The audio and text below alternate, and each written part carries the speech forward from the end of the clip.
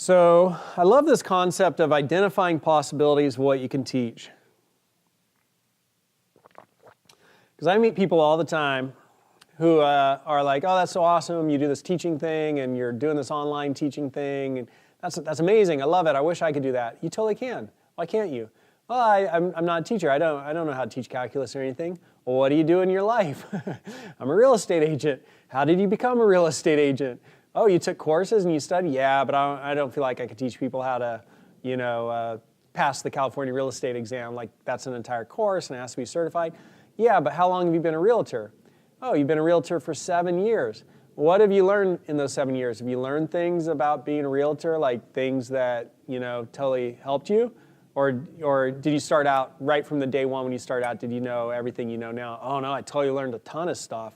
Like, what did you learn? Like, you got to manage your contacts, and where do you order your Christmas cards, and how do you send Christmas cards to 2,300 people?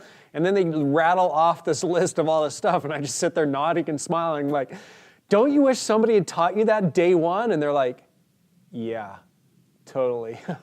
Totally wish somebody taught me that day one. It's like, well, why don't you teach that to somebody else and help them out when they're getting started? And they're like, well, I don't know. I don't want them to compete with me.